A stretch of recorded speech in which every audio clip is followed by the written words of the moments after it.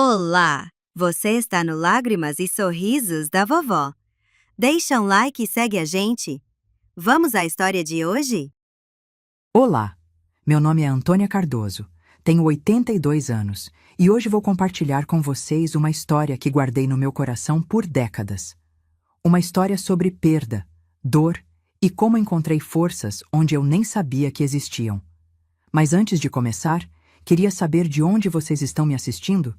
Deixe nos comentários sua cidade e estado. E se essa for sua primeira vez no canal, não se esqueça de se inscrever e deixar seu like para que outras pessoas também possam conhecer nossa história. Vamos começar? No verão de 1959, eu tinha apenas 16 anos quando me casei com Augusto.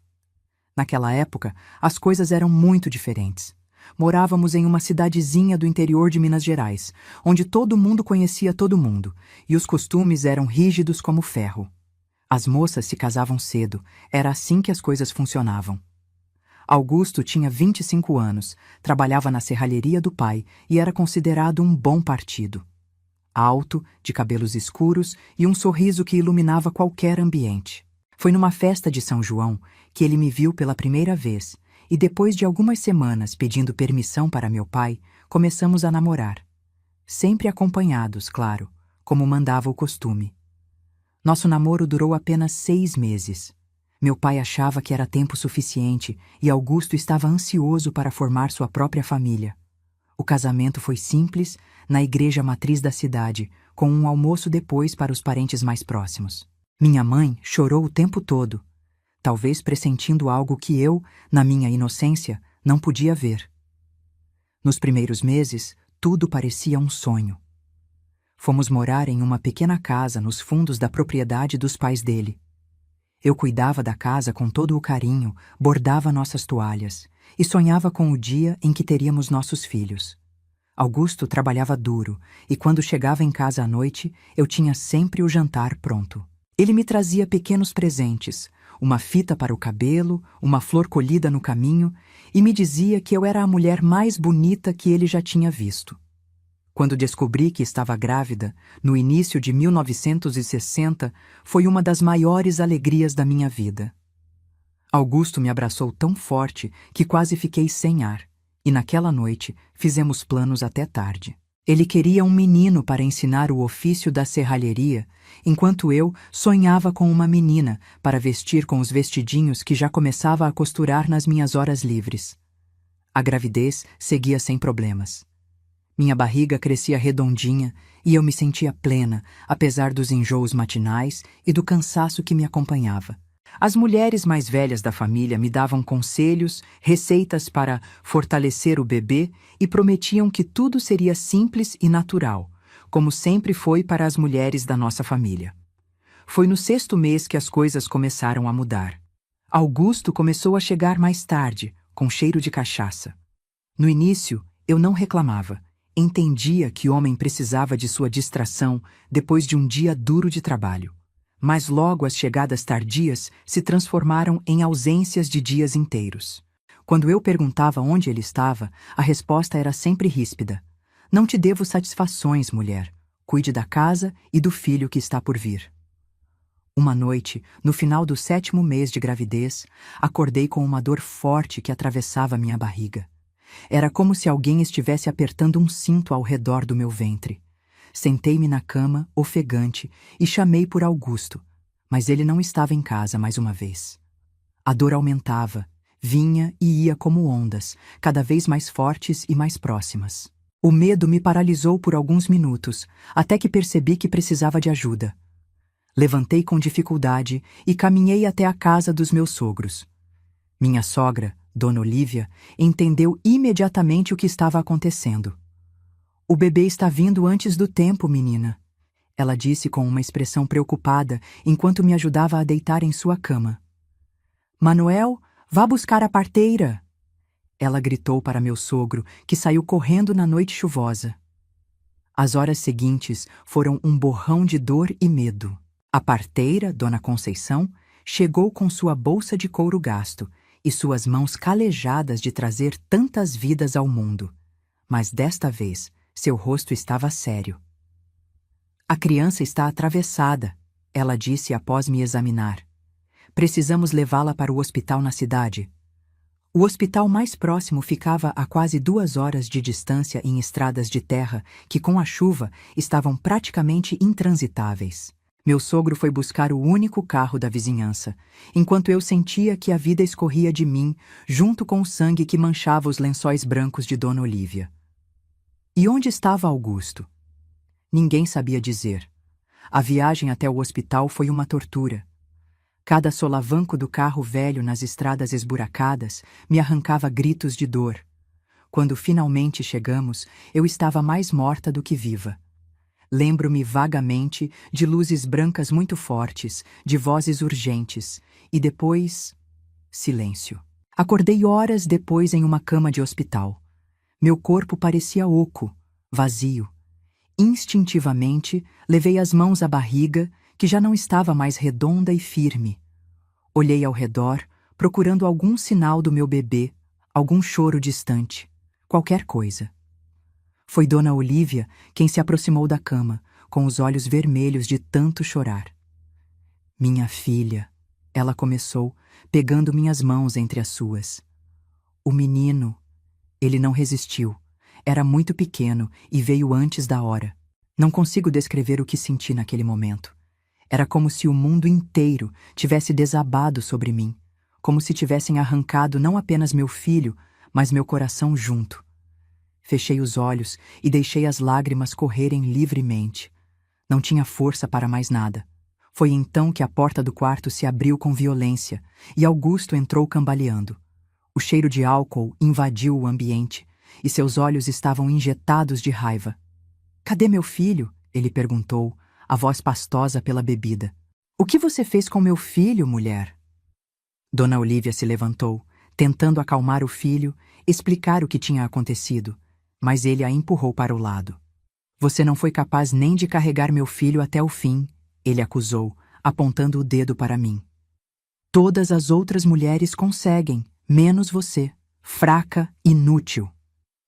Suas palavras me atingiram como facadas.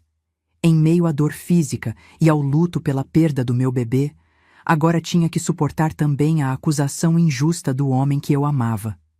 Tentei explicar, dizer que tinha feito tudo certo, que tinha sido um acidente, uma tragédia, mas Augusto não queria ouvir. "Eu só queria um filho", ele continuou, a voz embargada agora não só pela bebida, mas também pelo choro contido. "Só isso que eu pedi para você. E nem isso você conseguiu me dar." Ele saiu do quarto batendo a porta com tanta força que o vidro da janela tremeu. Fiquei ali, paralisada pela dor, pelo medo, pela culpa que começava a se infiltrar em mim como veneno. E se ele estivesse certo?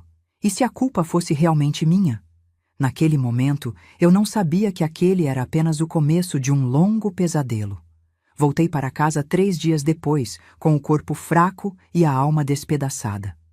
Augusto não apareceu mais no hospital. Foi meu sogro quem me levou de volta, em silêncio constrangido, sem saber o que dizer para consolar uma mãe que voltava de mãos vazias. Nossa casa, que antes me parecia um ninho de amor, agora era fria e silenciosa. Não havia mais vestígios dos preparativos para o bebê. O pequeno berço de madeira que Augusto tinha começado a fazer, os tecidos que eu havia separado para os lençóis, tudo tinha desaparecido. Mais tarde, soube que ele tinha queimado tudo no quintal, em um acesso de raiva e dor. Augusto chegou tarde naquela primeira noite, cheirando a cachaça como já era costume. Não falou comigo, apenas se jogou na cama e dormiu de costas para mim. Fiquei acordada a noite toda, olhando para o teto, sentindo o peso da ausência do meu filho que nem chegou a conhecer o mundo. Os dias que se seguiram estabeleceram um novo padrão em nossas vidas. Augusto saía cedo e voltava tarde, sempre embriagado. Quando estava em casa, o silêncio era pesado, interrompido apenas por acusações ocasionais. Se você tivesse cuidado direito, se não tivesse carregado aquela lata pesada de água, se tivesse comido melhor, a culpa me consumia. Comecei a acreditar que de alguma forma eu realmente tinha falhado, que meu corpo tinha traído não apenas a mim, mas a Augusto e ao nosso filho. Passei a viver como uma sombra, tentando ser invisível, tentando não provocar mais decepções. Após algumas semanas, Augusto começou a voltar para casa mais cedo, mas isso não foi um alívio. A primeira vez que ele levantou a mão para mim foi por causa de um jantar que esfriou enquanto ele se demorava conversando com amigos na venda. O tapa foi tão inesperado que caí no chão, mais pelo choque do que pela força. "É o mínimo que você pode fazer direito, não é?" Ele gritou enquanto eu tocava meu rosto ardido, incrédula. Eu deveria ter ido embora naquele momento. Deveria ter voltado para a casa dos meus pais, pedido ajuda, feito qualquer coisa para escapar. Mas em 1960, no interior de Minas Gerais, uma mulher deixar o marido era quase impensável. Seria uma vergonha para a família, um escândalo para a cidade inteira. E além disso, para onde eu iria? Com que dinheiro? De que viveria? Então fiquei. E as coisas pioraram. Os tapas se transformaram em socos. Os insultos se tornaram mais cruéis. "Você matou meu filho", ele dizia, às vezes sóbrio, o que doía ainda mais. "Nem para ser mãe você serve." Aprendi a prever seus humores, a identificar os sinais de tempestade. Quando ele chegava batendo a porta, eu sabia que devia ficar quieta, invisível. Quando ele jogava o prato de comida no chão, eu limpava em silêncio e tentava não chorar, porque lágrimas o irritavam ainda mais. Aprendi a usar maquiagem para esconder os hematomas, embora fosse um luxo raro naquela época. Aprendi a mentir para a minha mãe nas raras visitas. "Estou bem, só cansada." Aprendi a sorrir para os vizinhos enquanto por dentro me despedaçava. Augusto proibiu que eu falasse do bebê. Era como se ele nunca tivesse existido. Os poucos pertences que eu consegui salvar, uma meinha que havia tricotado, uma foto da minha barriga, guardava escondidos em uma caixa debaixo de tábuas soltas do assoalho. À noite, quando Augusto saía ou dormia profundamente, eu pegava esses tesouros e chorava silenciosamente, lembrando dos sonhos que tive para aquela vida tão breve. Dona Olívia, minha sogra, era a única que parecia entender. De vez em quando Augusto estava no trabalho, ela vinha me visitar e me trazia um bolo, um doce, qualquer coisa para mostrar que se importava. Conversávamos sobre coisas banais, o tempo, as plantas, as novidades da vizinhança, nunca sobre o que realmente estava acontecendo. Mas seus olhos diziam que ela sabia. Talvez tivesse passado pelo mesmo com seu marido, não sei. Um dia, quase um ano após a perda do bebê, Augusto chegou em casa mais cedo que o habitual e me encontrou olhando os pertences escondidos do bebê. A explosão foi imediata. Ele arrancou a caixinha das minhas mãos, jogou tudo no chão e começou a pisar, destruindo as últimas lembranças físicas que eu tinha. "Acabou!" ele gritava. "Ele está morto, entendeu? Morto! E a culpa é sua! Você não merece nem lembrar dele!" Algo dentro de mim se quebrou naquele momento. Não foi só a dor da perda revivida, nem o medo de sua fúria. Foi como se uma comporta se abrisse e toda a raiva que eu tinha sufocado por meses transbordasse. "Ele era meu filho também", gritei de volta, surpreendendo a nós dois. "Você acha que eu não sofro? Que não sinto falta dele a cada segundo? Ele estava dentro de mim, Augusto. Era parte do meu corpo, do meu sangue." A expressão dele mudou de surpresa para uma raiva fria, controlada, muito mais assustadora que seus gritos habituais. "Você não tem o direito de falar assim comigo", ele disse, a voz perigosamente baixa. "Eu sou seu marido. Você me deve respeito e obediência." O que se seguiu foi a pior surra que já levei. Quando terminou, eu estava caída no chão da cozinha, com o corpo dolorido, sentindo o gosto metálico do sangue na boca. Augusto saiu, batendo a porta, e me deixou ali. Foi Dona Olívia quem me encontrou horas depois, quando veio trazer ovos da sua galinheira. Ela não disse nada, apenas me ajudou a levantar, limpou meus ferimentos e me colocou na cama. "Por que você não vai embora, menina?" ela perguntou finalmente, a voz baixa para que ninguém ouvisse. "Para onde?" respondi, cansada demais até para chorar. "Para qualquer lugar longe dele", ela disse, e seus olhos estavam cheios de uma dor antiga, familiar. antes que seja tarde demais. Mas já me sentia tarde demais para mim. Estava presa em uma armadilha sem saída, em um casamento que se transformara em prisão, com um homem que eu mal reconhecia mais. O amor que senti por Augusto tinha sido substituído por medo, e às vezes, em meus momentos mais sombrios, por ódio. À noite, deitada na cama com o corpo dolorido, pensava no meu filho que nunca chegou a nascer. Talvez tivesse sido melhor assim. Que vida teria uma criança em um lar como o nosso, com um pai violento e uma mãe quebrada? Talvez Deus, em sua sabedoria, tivesse poupado aquela alma inocente. Naquela noite, fiz uma promessa silenciosa ao meu filho e a mim mesma. Vou encontrar um jeito de sair daqui. Vou encontrar forças, de algum lugar, de alguma forma. Eu ainda não sabia como cumpriria essa promessa. Não tinha dinheiro, não tinha para onde ir, não tinha quem me ajudasse. Mas pela primeira vez em muito tempo, senti uma pequena chama de esperança se acender dentro de mim. Era apenas uma fagulha, frágil e vacilante. Mas às vezes, em meio à escuridão mais profunda, tudo o que precisamos é de uma única faísca para encontrar o caminho. Era apenas uma fagulha, frágil e vacilante.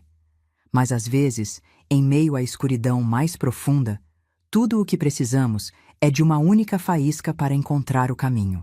Foi em agosto de 1962, quase 2 anos após perder meu bebê, que minha vida começou a mudar.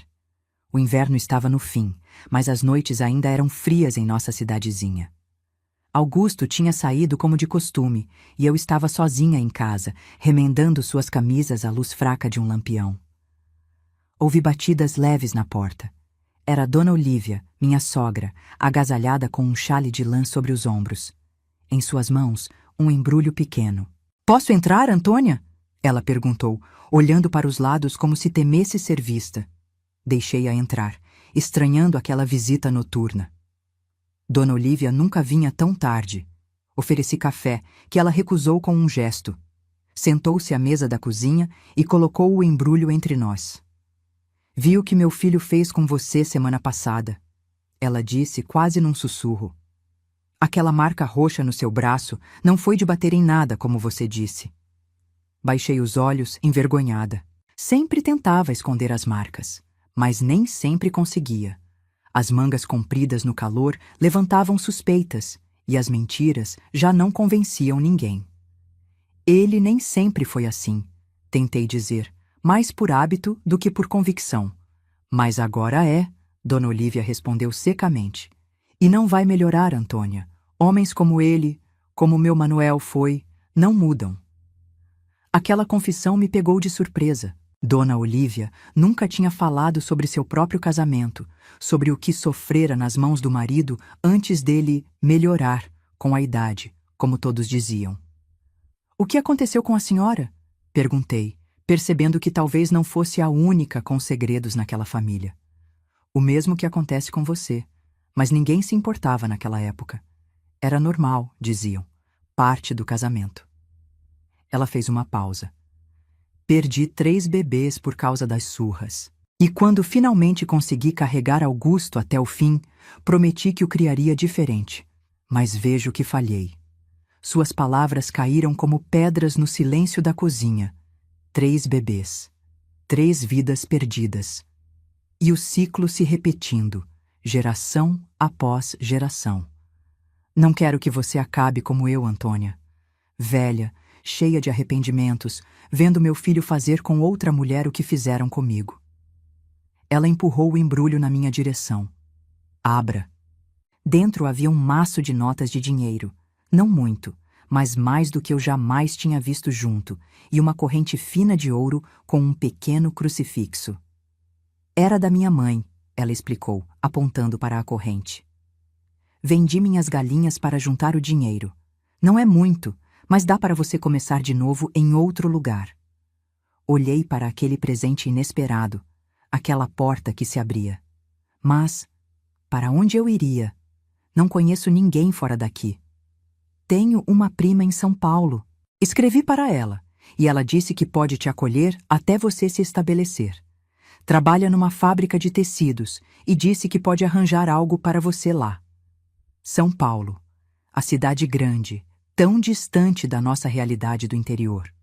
Um mundo de possibilidades, mas também de incertezas. O medo me invadiu. E se Augusto me encontrar?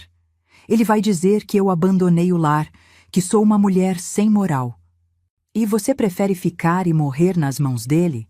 Dona Olívia perguntou, mais direta do que jamais tinha sido. Porque é isso que vai acontecer, minha filha. Talvez não hoje, nem amanhã, mas um dia ele vai passar dos limites. Eu vi nos olhos dele. As palavras dela me atingiram com a força da verdade que eu tentava negar. No fundo, eu sabia que ela estava certa. Cada surra era pior que a anterior. Cada vez ele parecia menos arrependido depois. Cada vez eu demorava mais para me recuperar. Quando? Perguntei, minha voz quase inaudível. Amanhã cedo. Tem um ônibus que sai às 5 da manhã para a capital. De lá você pega outro para São Paulo. Ele nunca imaginaria que você teria coragem de ir tão longe. O plano tinha sido cuidadosamente elaborado. Dona Olívia tinha pensado em tudo, talvez planejando por meses, enquanto me via definhar naquele casamento que mais parecia uma sentença de morte. E o que digo a ele? Que desculpa dou para sair de casa tão cedo? Nada. Você não diz nada. Vai embora enquanto ele dorme. Deixa um bilhete se quiser, mas não diz para onde vai. A ideia de partir sem despedida, como uma ladra fugindo na noite, me causava um aperto no peito. Apesar de tudo, ainda havia em mim um senso de dever, de compromisso, e medo, muito medo do desconhecido. E se eu não conseguir? Se for pior lá fora? Dona Olívia segurou minhas mãos sobre a mesa. Suas mãos eram ásperas, calejadas por décadas de trabalho duro, mas naquele momento transmitiam uma ternura maternal que há muito eu não sentia. Pior do que viver com medo todos os dias? Pior do que ser tratada como menos que um cachorro? Não, minha filha. Lá fora você pelo menos tem a chance de ser feliz de novo. Naquela noite, enquanto Augusto roncava pesadamente ao meu lado, eu não dormi. Olhava para o teto, pensando na decisão que precisava tomar. Partir significava deixar para trás tudo o que conhecia, arriscar-me num mundo estranho. Ficar significava aceitar uma vida de medo e dor, talvez até a morte. Antes do amanhecer, levantei-me silenciosamente. Peguei a trouxa que havia preparado escondido e olhei uma última vez para Augusto. Dormindo, ele parecia quase o rapaz por quem me apaixonei. Quase. Deixei um bilhete curto. Não posso mais viver assim. Não me procure. Sabia que quando ele lesse, eu já estaria longe. Dona Olívia me esperava na esquina, enrolada em seu xale. Sem palavras, abraçamo-nos. Ela, que deveria ter sido apenas minha sogra, tinha se tornado a mãe que eu precisava naquele momento crucial. Vá com Deus, minha filha, e não olhe para trás. O ônibus era velho e barulhento, com bancos duros que faziam minhas costas doerem durante a longa viagem.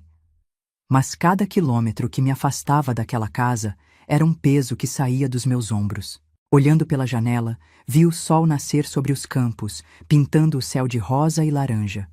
Um novo dia, uma nova vida. A estrada para São Paulo era longa e cheia de curvas, subindo e descendo montanhas, atravessando rios e vilarejos. Eu nunca tinha ido tão longe de casa. O medo e a excitação se misturavam no meu peito, enquanto eu apertava contra o corpo a bolsa com o dinheiro de Dona Olívia e o crucifixo que agora pendia do meu pescoço. Quando finalmente cheguei à capital, fiquei atordoada com o movimento, o barulho, a quantidade de gente andando apressada. Como encontraria o outro ônibus para São Paulo? Como sobreviveria naquela confusão de cidade grande? Foi quando notei uma senhora olhando para mim. Devia ter percebido meu ar perdido, minha roupa simples de interior, minha expressão assustada. Precisa de ajuda, minha filha? Ela perguntou, aproximando-se com um sorriso gentil. Expliquei que precisava pegar o ônibus para São Paulo. Sem fazer perguntas sobre por que uma moça jovem viajava sozinha com apenas uma trouxa de roupas, ela me guiou pela rodoviária, Ajudou-me a comprar a passagem e até me ofereceu um sanduíche enquanto esperávamos. Tem família em São Paulo? Ela perguntou enquanto comíamos. Uma tia, menti, seguindo o conselho de Dona Olívia para não revelar muito sobre minha situação. São Paulo é um lugar difícil para quem vem do interior, ela comentou, mas também é um lugar de oportunidades. Eu mesma fui para lá jovem, há muitos anos, e consegui construir uma vida boa. Ela me deu dicas sobre a cidade, lugares para evitar, como me comportar para não parecer tão do interior. Quando meu ônibus chegou, despediu-se com um abraço. Vá com Deus, menina. E lembre-se, a vida sempre dá uma segunda chance para quem tem coragem de recomeçar. Aquelas palavras ficaram comigo durante toda a viagem para São Paulo. Coragem. Era disso que eu precisava agora. Coragem para enfrentar o desconhecido, para construir uma nova vida, para acreditar que merecia mais do que sobreviver, merecia viver. Quando o ônibus entrou nos limites da Grande São Paulo, já era noite. As luzes da cidade pareciam um mar de estrelas caídas na terra, tão diferente da escuridão quase completa das noites no interior, quebrada apenas por alguns lampiões esparsos. Apertei o crucifixo de Dona Olívia, meu talismã de esperança, e pela primeira vez em muito tempo, sorri sem medo. Não sabia o que me esperava naquela cidade imensa, mas sabia que, finalmente, estava seguindo em direção à luz, deixando as sombras para trás. São Paulo, em 1962, era um gigante de concreto que engolia pessoas como eu diariamente. Recém-chegados do interior, sonhadores em busca de uma chance, fugitivos de passados dolorosos, todos nós éramos apenas rostos anônimos na multidão apressada. A prima de Dona Olívia, Teresa, morava num cortiço no Brás, região onde muitas fábricas funcionavam dia e noite. O quarto que dividia comigo era pequeno, com uma única janela que dava para um pátio interno onde as mulheres penduravam roupas para secar. O banheiro era compartilhado com outras 5 famílias, e a privacidade era um luxo que aprendi a não esperar. Não é muito, Teresa disse quando me mostrou o lugar. Mas é seguro. Ninguém faz perguntas aqui. E era isso que eu precisava. Anonimato. Um lugar onde ninguém soubesse quem eu era ou de onde vinha. Um lugar onde não fosse a coitada que perdeu o bebê ou a mulher do Augusto que apanha calada. Teresa cumpriu sua promessa e me arranjou trabalho na mesma fábrica de tecidos onde trabalhava. O barulho ensurdecedor das máquinas, o calor sufocante, o cheiro de óleo e fibras, tudo me parecia um pequeno preço a pagar pela minha liberdade. Nos primeiros meses, vivia com medo. Medo de que Augusto me encontrasse, medo de fracassar, medo de ter feito a escolha errada. À noite, acordava sobressaltada com pesadelos, onde ele arrombava a porta do nosso quarto e me arrastava de volta. Teresa, que nunca perguntava sobre meu passado, simplesmente segurava minha mão na escuridão até eu voltar a dormir. O trabalho na fábrica era duro, mas honesto. Eu operava uma máquina de costura industrial, unindo pedaços de tecido que depois se transformariam em camisas, calças, vestidos. Minhas mãos, antes delicadas, logo ficaram calejadas. Mas havia orgulho naqueles calos. Eram marcas da minha independência. O dinheiro era pouco, mas suficiente para as despesas básicas e ainda guardar um pouco. Pela primeira vez na vida, eu tinha meu próprio dinheiro, ganhado com meu suor. Ninguém podia me dizer como gastá-lo. Era uma liberdade embriagadora. Em 1963, 6 meses após minha chegada a São Paulo, recebi uma carta de Dona Olívia. Com mãos trêmulas, abri o envelope simples. Querida Antônia, espero que esta carta a encontre bem e adaptada à vida na cidade grande. Aqui as coisas seguem como sempre. Augusto procurou por você por algumas semanas, fez escândalo, ameaçou todo mundo.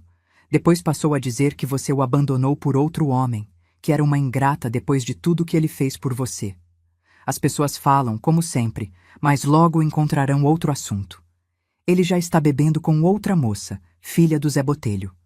Deus a proteja, pois temo que o ciclo se repetirá. Guardo seu segredo e rezo por você todas as noites. Seja feliz, minha filha. Você merece. Com carinho, Olivia. A carta me trouxe alívio e preocupação ao mesmo tempo. Alívio por saber que Augusto não me procurava mais, que havia seguido em frente. Preocupação pela moça que agora ocupava meu lugar. Pensei em escrever a ela, alertá-la sobre o que a esperava. Mas o que eu diria? E quem acreditaria em mim, uma mulher que abandonou o lar? No final daquele ano, consegui juntar dinheiro suficiente para alugar um quarto só para mim. Era um cubículo no último andar de um sobrado antigo, com goteiras quando chovia forte, mas era meu. Comprei uma cama, uma mesinha, algumas panelas. Cada objeto adquirido com meu dinheiro era um tesouro, um símbolo de minha autonomia duramente conquistada.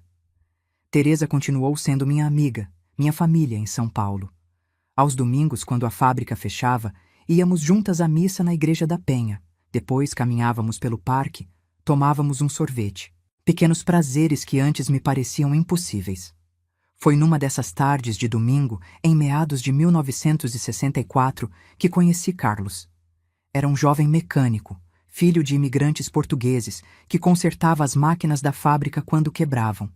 Tínhamos nos visto algumas vezes no trabalho, trocado sorrisos tímidos, nada mais. Naquele domingo, encontramos Carlos por acaso no parque. Ele jogava bola com alguns amigos e a bola rolou até nossos pés. Teresa, sempre mais desenvolta que eu, iniciou a conversa. Logo estávamos os três sentados num banco, conversando como velhos amigos.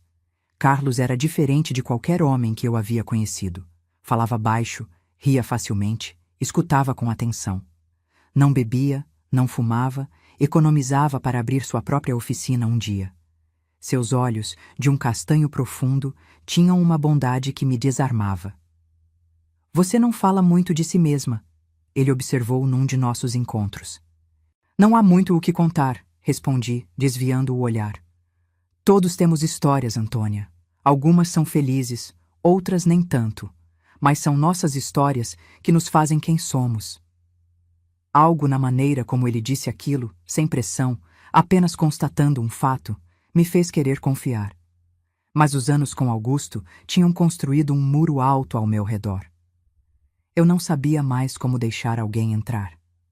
Nossos encontros de domingo tornaram-se um hábito. Às vezes só nós dois, outras vezes com Teresa ou os amigos dele. Cinema, passeios no parque, visitas a museus. Carlos parecia determinado a me mostrar todas as coisas boas que São Paulo tinha a oferecer. Em uma tarde de chuva forte, ficamos presos em uma lanchonete. O céu havia escurecido de repente e as ruas rapidamente se transformaram em rios. Sentados junto à janela, observávamos as pessoas correndo para se abrigar, os carros avançando lentamente pela água que subia. Essa chuva me lembra o dia em que cheguei a São Paulo. Comentei, sem pensar. Você não é daqui? A pergunta era simples, inocente, mas para mim, abria uma porta para um passado que eu tentava deixar para trás. Não, vim do interior, de uma cidadezinha perto de Minas. E sua família? Não tenho família, respondi, a voz falhando um pouco. Ele segurou minha mão sobre a mesa. Seu toque era gentil, sem exigências. Todos temos um passado, Antônia. O meu também não foi fácil. Meu pai bebia, batia na minha mãe. Eu saí de casa aos 16 anos para não ter que ver aquilo mais. Sua confissão, oferecida sem drama, apenas como um fato de sua vida, quebrou algo dentro de mim. As lágrimas que eu tinha segurado por tanto tempo começaram a cair. Ali, naquela lanchonete barulhenta, com o som da chuva como pano de fundo, contei a Carlos toda a minha história. O casamento jovem, a gravidez, a perda do bebê, os abusos, a fuga. Ele escutou sem interromper, seus olhos nunca deixando os meus, sua mão segurando a minha o tempo todo. Quando terminei, senti como se um peso enorme tivesse saído dos meus ombros. Esperei ver pena, ou pior, julgamento em seus olhos. Mas o que vi foi compreensão e uma admiração que não esperava. Você é a mulher mais forte que já conheci, Antônia, ele disse simplesmente. Naquele momento, algo mudou entre nós. Não foi um beijo ou uma declaração de amor. Foi algo mais profundo, O reconhecimento de duas almas que, apesar de feridas pelo passado, ainda acreditavam que havia bondade no mundo. Nosso relacionamento cresceu devagar, com respeito e paciência. Carlos entendia meus medos, meus recuos súbitos, minha dificuldade em confiar. Nunca me pressionava, nunca erguia a voz, nunca fazia movimentos bruscos perto de mim. Em 1965, Carlos abriu sua pequena oficina mecânica com a economia de anos de trabalho. Era um galpão modesto na periferia, mas para ele representava a realização de um sonho. Eu passei a ajudá-lo nas horas vagas, cuidando da papelada, atendendo clientes. Descobri que tinha jeito para os negócios, algo que nunca tivera oportunidade de perceber antes. Foi nesse mesmo ano que descobri que estava grávida. O medo foi minha primeira reação. Medo de perder o bebê novamente, medo de reviver aquela dor, medo de que Carlos mudasse comigo como Augusto havia mudado. Quando contei a Carlos, tremendo da cabeça aos pés, ele me abraçou com tanto cuidado como se eu fosse feita de cristal. Vamos cuidar de você e desse bebê juntos, ele prometeu. Dia após dia, passo a passo. Casamos numa cerimônia simples no cartório, com Teresa e alguns amigos como testemunhas. Não precisávamos de festa ou ostentação. Tínhamos encontrado algo muito mais valioso. Um amor baseado no respeito mútuo, na compreensão e na gentileza. A gravidez foi uma mistura de alegria e terror. Cada dor, cada mancha, cada pequeno desconforto me trazia de volta àquela noite terrível em 1960. Carlos estava sempre ao meu lado, me tranquilizando, me levando a médicos que ele mal podia pagar para garantir que tudo estava bem com o bebê. Em outubro de 1966, nosso filho nasceu saudável e forte. Quando o coloquei nos braços pela primeira vez, chorei lágrimas que represava há anos. Lágrimas pelo filho que perdi. Lágrimas de gratidão pelo filho que agora tinha. Lágrimas pela mulher que um dia fui e pela mulher que agora era. Chamamos o menino de Miguel, em homenagem ao pai de Carlos, que havia falecido sem conhecer o neto.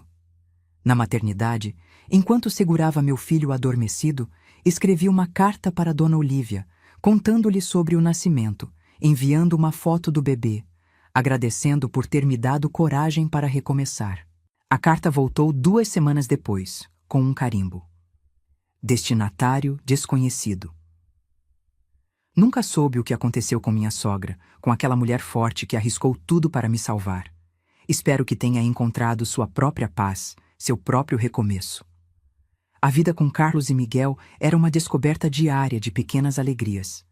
O primeiro sorriso do bebê, suas primeiras palavras, seus primeiros passos, cada momento era um presente que eu saboreava consciente de sua preciosidade. 3 anos depois, em 1969, tive nossa filha, Cristina. A família estava completa e a oficina de Carlos prosperava. Eu continuava trabalhando com ele, agora cuidando das finanças, expandindo o negócio. Havíamos nos mudado para uma casa pequena, mas confortável, com um quintal onde as crianças podiam brincar. À noite, quando as crianças dormiam, às vezes me pegava pensando no passado. Não com amargura ou raiva, mas com uma espécie de compreensão quieta. Cada passo do meu caminho, mesmo os mais dolorosos, me trouxeram até aqui. Até essa vida que parecia um sonho para aquela jovem assustada que fugiu numa madrugada de 1962. São Paulo, a cidade que um dia me assustou com seu tamanho e indiferença, tinha se tornado meu lar. Nas suas ruas agitadas, encontrei não só refúgio, mas também um futuro. Os anos 70 chegaram com mudanças no país e em nossa vida. O Brasil vivia a época do chamado milagre econômico, e nós sentíamos seus efeitos na oficina. Mais carros nas ruas significavam mais clientes. Carlos precisou contratar 2 ajudantes, e logo a pequena oficina tornou-se uma das mais requisitadas do bairro. Miguel, agora com quase 6 anos, era um menino vivo e inteligente, curiosíssimo sobre como as coisas funcionavam. Passava horas na oficina com o pai, observando-o consertar motores. Cristina, com seus 3 anos, era mais quieta, sempre com um livro de figuras nas mãos, mesmo sem saber ler. Nossa vida tinha encontrado um ritmo confortável, uma rotina que me dava segurança. Até que, numa manhã de julho de 1972, o passado bateu à nossa porta. Eu estava sozinha em casa, Carlos na oficina, as crianças na escolinha. Ouvi a campainha tocar e, ao abrir a porta, vi uma mulher de meia idade, cabelos grisalhos, olhos cansados. Levei alguns segundos para reconhecê-la. Dona Olívia? Minha sogra, ou ex-sogra, parecia ter envelhecido 20 anos desde a última vez que a vira. Seu rosto estava mais magro, marcado por rugas profundas, e suas mãos tremiam levemente. Antônia, ela disse, a voz embargada. Finalmente te encontrei. Convidei-a a entrar, ainda chocada com aquela aparição inesperada.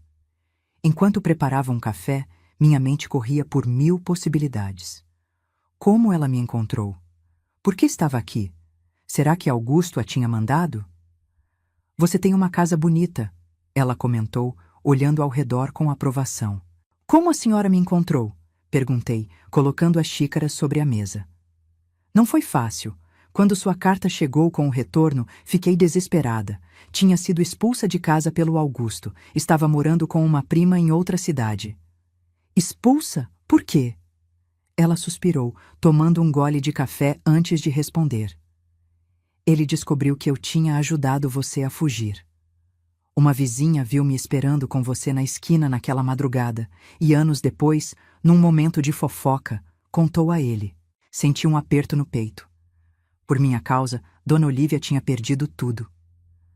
Eu sinto muito, murmurei, sem saber o que mais dizer. Não sinta, ela respondeu com firmeza. Foi a melhor coisa que fiz na vida.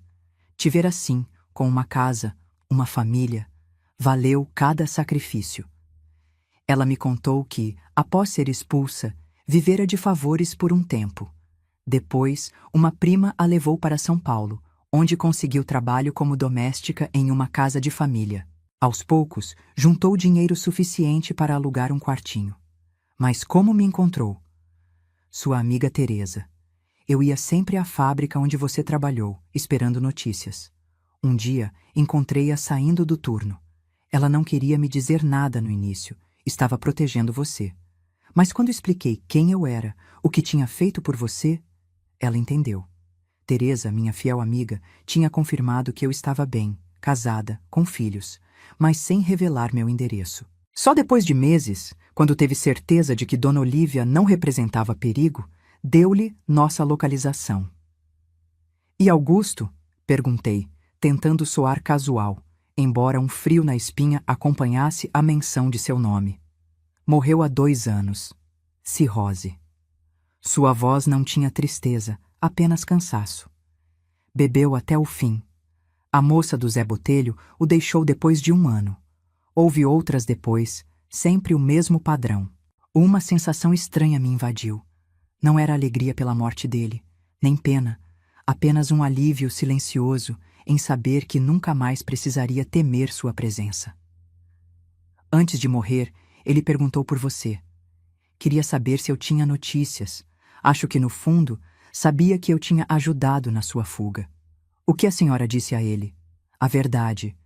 Que você tinha encontrado uma vida melhor longe dele. Que esperar que tinha aprendido alguma coisa com tudo aquilo.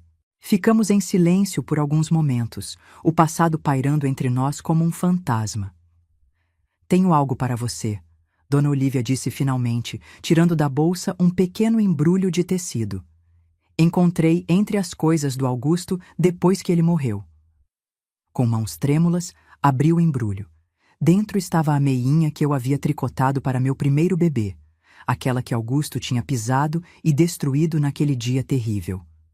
De alguma forma, ele a havia guardado todos esses anos.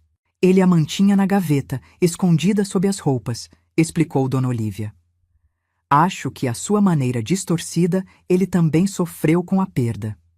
Segurei aquela pequena peça de tricô contra o peito, deixando as lágrimas correrem livremente.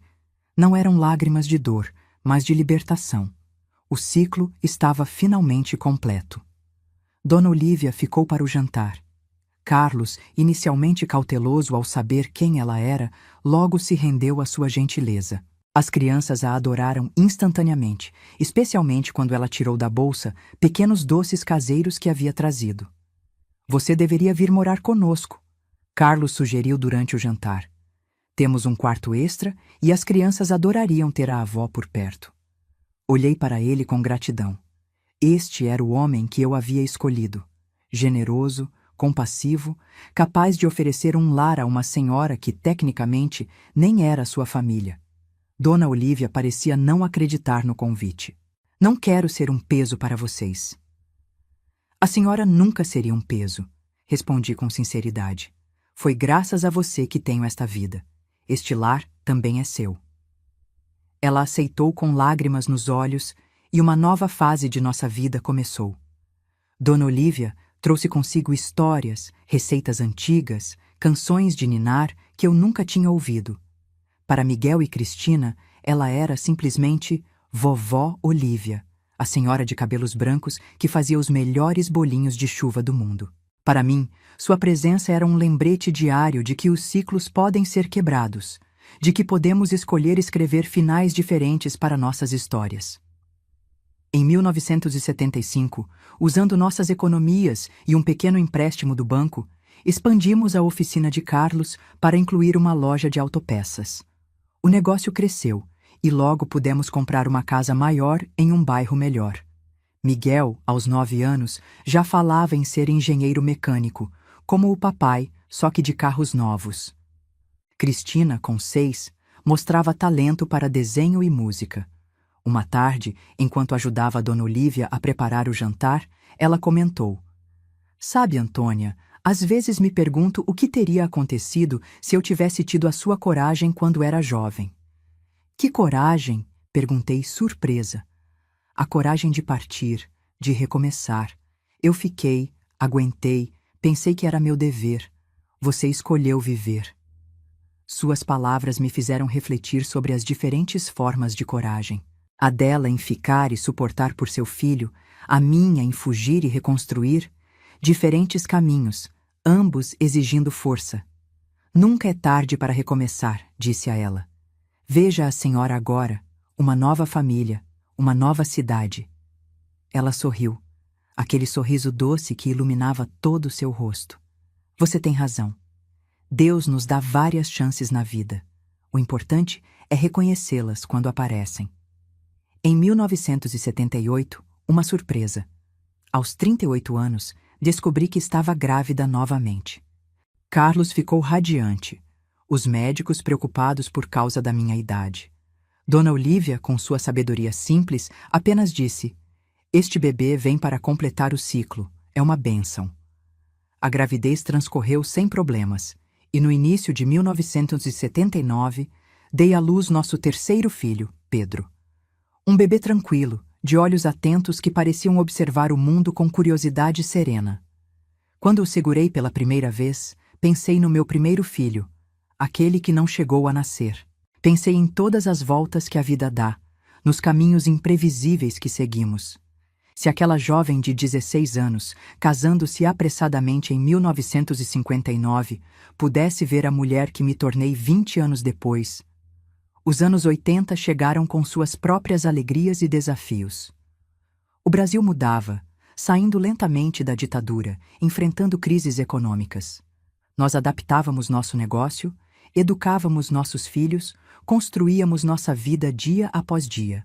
Dona Olívia esteve conosco até 1985, quando partiu serenamente durante o sono, aos 75 anos.